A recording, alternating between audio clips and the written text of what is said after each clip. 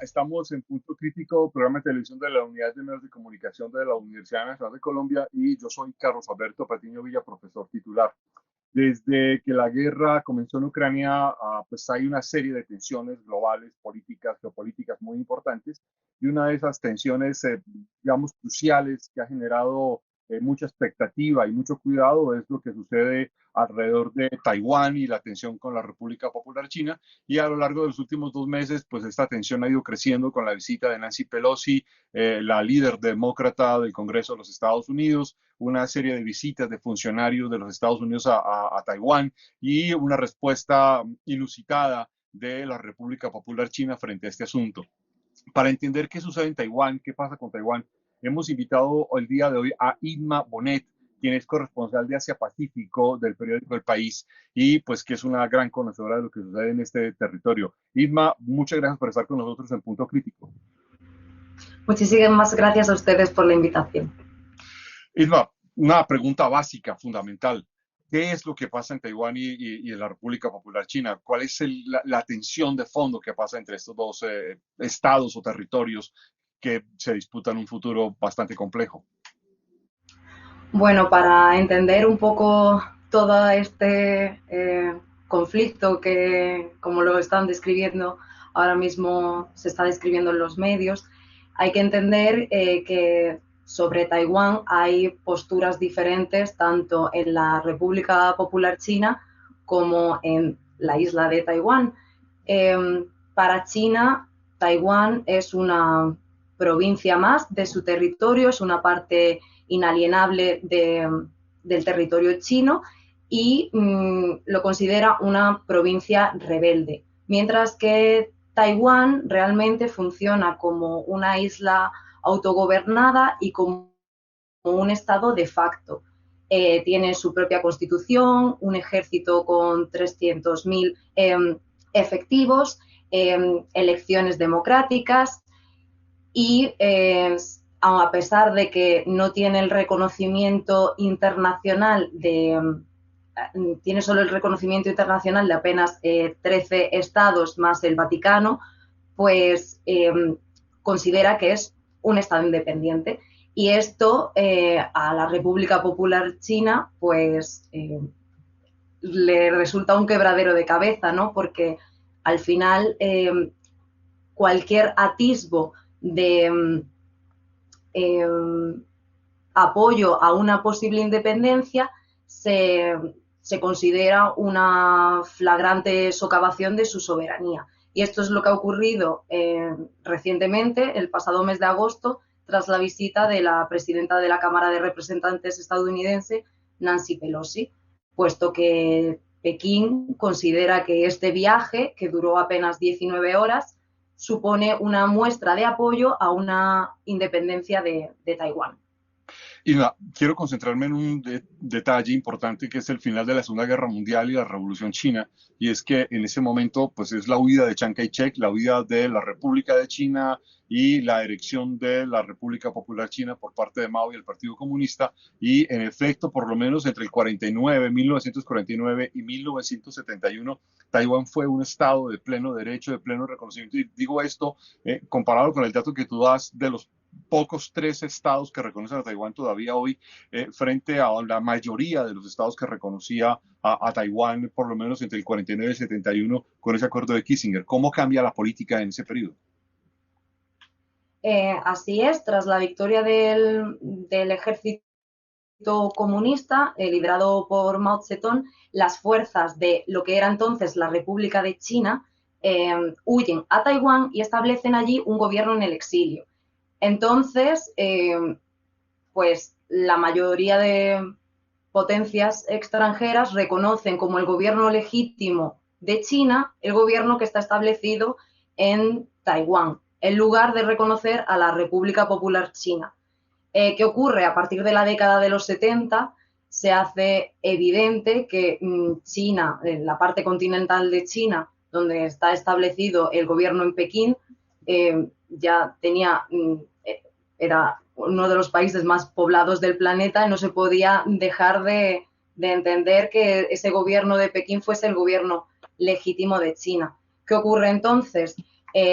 cuando la Organización de Naciones Unidas deja de reconocer a Taiwán como un Estado soberano en el 71, transfiere ese reconocimiento diplomático a Pekín. Y desde entonces, pues el número de países que han ido estableciendo lazos bilaterales con la República Popular China y en detrimento de la República de China, que es el nombre oficial de Taiwán, pues ha ido en aumento.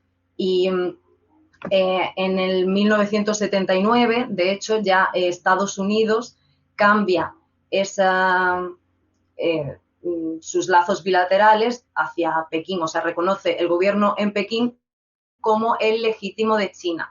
Aún así, establece bajo el Acta de Relaciones con Taiwán en el 79, reconoce que el gobierno legítimo de China en Pekín, pero deja en una especie de ambigüedad estratégica su relación con Taiwán.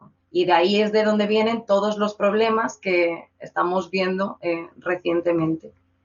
Isma, tú que estás allí en el terreno, y que has conocido taiwaneses o que tienes información de primera mano, uno podría decir que de alguna manera el artífice de esta caída en Taiwán, en el sentido de perder este reconocimiento internacional, esa parte de esa responsabilidad recae en Henry Kissinger como secretario de Estado y en Richard Nixon como presidente republicano de los Estados Unidos.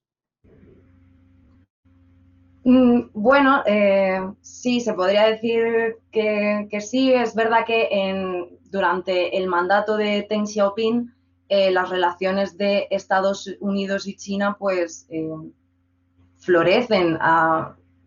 Estados Unidos entiende que a pesar de que el Partido Comunista gobierne China, con esa apertura económica que vio China en la década de los 80, gracias a las políticas de Deng Xiaoping, pues vio que podría ser un socio en detrimento de, con el fin de intentar alejarse también alejar a China, ¿no? de la Unión Soviética. Entonces, bueno, pues cambia esta política, establece las relaciones diplomáticas con, con la República Popular de China y deja esa relación con Taiwán en un plano meramente económico, que luego se ha visto que también es militar. Y de hecho, recientemente, bajo la administración de Joe Biden, se está viendo que esa ambigüedad estratégica pues flaquea, ¿no? Porque el propio Biden ha dicho hasta en 3 ocasiones que en caso de que China invadiese Taiwán, Estados Unidos sería su principal aliado militar.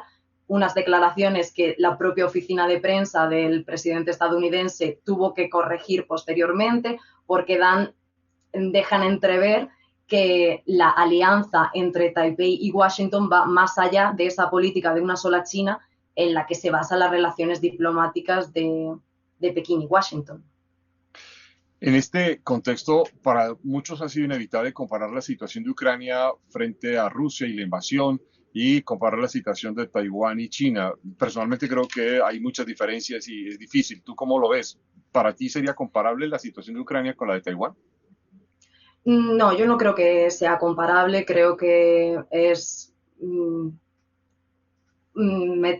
azuzar, ¿no? Como echar leña al fuego, decir que Ucrania y Taiwán son comparables porque China es consciente de que no puede iniciar un conflicto bélico con Taiwán porque esto implicaría una guerra a una mayor escala, además teniendo el precedente de lo ocurrido ahora, lo que está ocurriendo ahora mismo en Europa, ¿no? Con la guerra de Ucrania.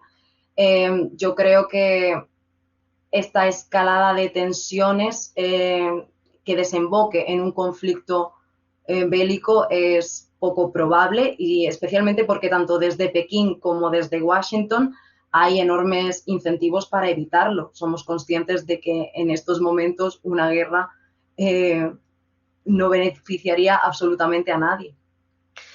Inma, si uno mira este contexto en la política interna de la República Popular con la presidencia de Xi Jinping, Hay una serie de observaciones que vienen planteando, por ejemplo, que hay una intención de Xi Jinping de crear una fusión entre la historia imperial, el gobierno del Partido Comunista, una posición imperial fuerte, y todo esto coincide además en un momento muy diferente al de los 70, donde China era grande, muy poblada, pero no era un país ni rico, ni poderoso, ni de lejos, y hoy es uno de los dos países determinantes de la política y la economía global, incluso de la ciencia en términos globales. ¿Tú crees que hay una especie de instancia imperial de Xi Jinping y el Partido Comunista hacia Taiwán? Bueno, es verdad que desde que Xi Jinping asumió el poder, el discurso de Pekín hacia lo que ellos llaman la reunificación con Taiwán ha sido mucho más asertivo. Y Xi Jinping ha dicho que es una misión histórica del Partido Comunista de China. Es verdad que en el contexto en el que se está produciendo esta crisis en el estrecho, es muy importante porque estamos a las puertas de que se celebre este 20º Congreso del Partido Comunista, que tendrá lugar, ya se anunció hace 2 días, el próximo 16 de octubre. Y entonces, en este momento, el líder chino no se puede permitir ninguna flaqueza, porque espera ser reelegido para un tercer mandato sin precedentes desde Mao Zedong. Entonces, yo creo que esa, esa política que China ha tenido hacia Taiwán, bueno, la República Popular China ha tenido hacia Taiwán desde siempre, porque esa reunificación ha aparecido en los discursos del partido desde hace décadas. Es verdad que se ha intensificado, que ahora el lenguaje es mucho más asertivo. Por ejemplo, tras la visita de Nancy Pelosi se publicó el tercer libro blanco que publica China sobre el asunto de Taiwán. El primero se publicó en 1993, el segundo en el año 2000 y el tercero este pasado mes de agosto. Y en él se ve como lo que ellos llaman la cuestión de Taiwán es una misión a la que no se va a dejar pasar, ¿no? Y la terminología que se utiliza es mucho más dura. Por ejemplo, antes sí que se hablaba de una reunificación pacífica, el Pacífico ya ha desaparecido por completo. Además, cuando se hablaba en los 2 textos anteriores para intentar convencer a Taipei de una posible unificación, se hacía mención al principio de una sola China, un país, 2 sistemas, y con este término de un país, 2 sistemas se intentaba convencer a la parte taiwanesa de que aunque estuviesen bajo dominio chino, se podría mantener ese sistema económico y de libertades que se había desarrollado durante todos estos años. Estas afirmaciones ahora han desaparecido por completo. Ya no se habla de una posible reunificación pacífica, ya no se intenta convencer de este principio de un país, 2 sistemas, sino que se habla que es algo que inevitablemente va a ocurrir y se deja muy poco lugar a la imaginación, ¿no? Y no, tú en ese contexto, por ejemplo, hace poco publicaste un reportaje hablando de cómo China organizaba unas patrullas marítimas el 15 de agosto y luego una semana después, si no me equivoco, 2 buques de la Armada de los Estados Unidos pasaron por el estrecho de Taiwán y esto ha generado también una alerta alrededor de Japón. ¿Qué implicaciones tiene lo de Taiwán no solo frente a la República Popular China, sino en el mar de China, frente a Japón, Vietnam, Filipinas? Porque además el entramado es bastante complejo. Sí, bueno, tenemos que tener en cuenta que a raíz de la visita de Nancy Pelosi, la cual cuando todavía no se sabía si Nancy Pelosi realmente iba a visitar Taiwán, 5 días antes de que lo hiciese, Xi Jinping y Joe Biden mantuvieron una conversación telefónica. En ella, el presidente chino ya advirtió de que si se llegaba a producir este viaje, China tomaría medidas contundentes y advirtió a Biden de que esto suponía jugar con fuego.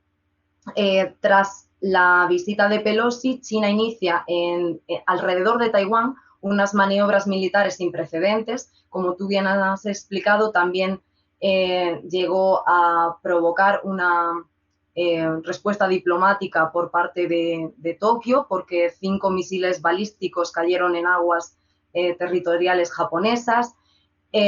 Estos ejercicios con fuego real nunca a tan gran escala nunca se habían llegado a producir. De hecho, fue la primera vez que misiles balísticos sobrevolaron la isla. Se cruzó en infinidad de ocasiones la línea media divisoria, que es como una frontera, era una frontera no oficial entre la parte continental de China y Taiwán. Todo esto durante más de una semana que tuvieron lugar estas maniobras militares, pues estuvo violando, digamos, esta frontera no oficial. Recientemente, en 2 buques, como bien explicabas, 2 buques estadounidenses también han navegado por aguas internacionales del estrecho de Formosa, pero no es la primera vez que esto ocurre. Estados Unidos ya ha enviado buques por estas zonas, ya había enviado en 2018, en 2019, en 2020, porque para Estados Unidos Taiwán es un lugar clave dentro del mar del sur de China y Estados Unidos no quiere que, bueno, pues que la República Popular China tenga el dominio completo de esas aguas. Te lo preguntaba porque estás hablando del 20º Congreso del Partido Comunista, el asunto del nacionalismo, el asunto de la fortaleza frente a Japón, la disputa con Vietnam, todas las diferencias profundas que hay con Filipinas, el nacionalismo de la República Popular, pero también un cierto nacionalismo taiwanés. En este escenario, adicionalmente, muchos chinos han manifestado una admiración fuerte por Vladimir Putin, por considerar que la guerra rusa en Ucrania es una guerra justa, en el sentido de que es justo que Rusia invada Ucrania y, digamos, como en esta perspectiva imperial. ¿Tú crees que hay una posibilidad de mantener una convivencia sin conflicto bélico y sin reintegración a la fuerza a mediano plazo sobre Taiwán? ¿O hay que ser profundamente pesimistas en este escenario? Bueno, yo no me quiero aventurar a sacar conclusiones, ¿no? Es cierto que el sentimiento nacionalista ha aumentado muchísimo en los últimos años en China. Mencionabas a raíz de la guerra entre Rusia y Ucrania, es verdad que las redes sociales chinas están llenas de mensajes a favor de Putin. Putin ha sido un mandatario que tiene bueno, primero porque tiene muy buena relación con Xi Jinping y después porque se ve como ese hombre fuerte y a los chinos eso les gusta mucho. Putin es bien recibido en China. Y tras la guerra, tras el inicio de la invasión rusa a Ucrania, es que los medios estatales estaban claramente a favor del discurso de Rusia, ¿no? No, en ningún momento se menciona que sea una guerra, se calificaba de maniobras militares. Entonces, pues además, a raíz de la visita de Pelosi, la, la postura de los chinos ante Estados Unidos también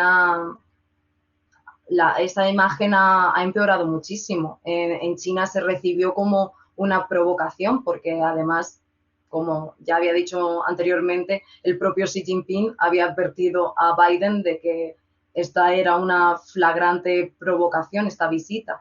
Entonces, pues esto solo ha hecho avivar ese sentimiento patriótico y a las puertas del Congreso del partido, pues es algo que se está utilizando también políticamente.